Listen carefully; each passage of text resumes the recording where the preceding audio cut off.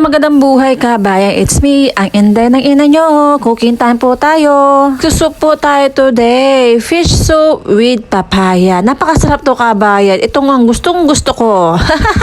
Yan ang amo ko sa palengke. 6 na piraso yan, so dinabite ko ng by 3. O, diba? 3 ay iluluto ko din sa ibang araw. O, ito na nga, nililinis ko ang ating fish. Nyo ba kabay, umaga pala nag-iisip na ako kung ano iluluto ko sa mga amo ko.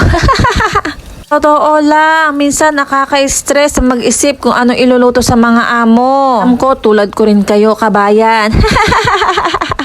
Nga, after natin nilinis ang ating isda, so punas-punasan natin, make it dry, and then lagyan natin ng ng salt. Yung ba kabayan, ang mga sabaw nila dito, ang mga soup nila dito ay very masustansya. Opo, very masustansya. Ito nang ang papaya natin na hinog na siya. Grabe, ang sarap nito. Paborito ko ito talaga, promise. Kaya dyan, pinagsusup nila yung kulay green, pero ako mas gusto ko yung hinog na. Matamis siya.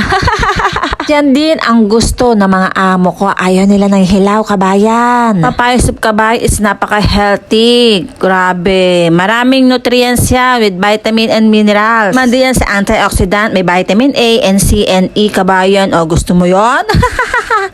Good din po ito para sa mga umuubo. Good ito kabayan sa mga sa mga bagong panganak. Sa mga nagpapazaza, alam nyo na yon. Higit sa lahat kabayan, nakakalambot ito ng pupo. May natutunan naman kayo sa akin, char. Nagluluto ako ng soup ng fish ay dinadamihan ko talaga ng gingers. Para matanggal-tanggal ba din yung mga masangsang or yung malansa ba? Ganoon nga. Lalagyan ko din ito ng red dates kabaya. Kasi yung buto ha.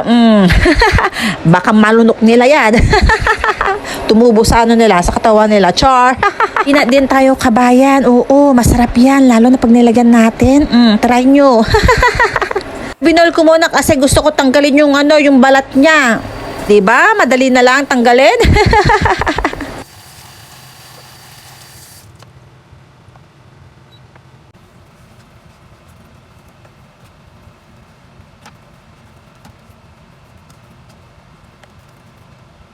Ipapry muna natin ang ating fish.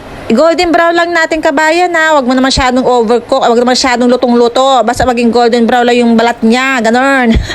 Together with the ginger siya na. Gingers. Maraming S. Pagluluto ng long soup or soup ng Chinese is napakadali lang. Sabay-sabay lang yan. Ganon. Tapos iwan ng balat. Tapos yun. Tapos na. Ang gulo ko, no?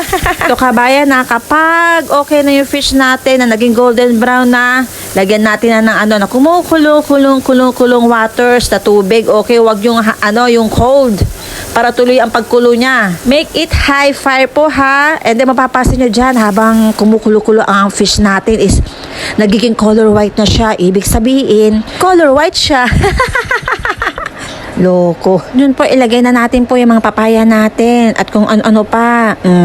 Sa inyo po kung pwede nyo pong lagyan ng salt or pepper. Sa akin hindi na. Estimate ng pagkulo-kulo natin ng fish soup with papaya, mga 1 hour, mga ganon, 1 hour and 30 minutes, mga ganon lang. And then, ready to serve na po kabayan.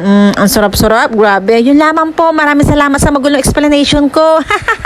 Sana nag-enjoy kayo. Mama Chup-Chut. God bless po sa atin lahat. Bye-bye. Lalab Inday ng ina nyo.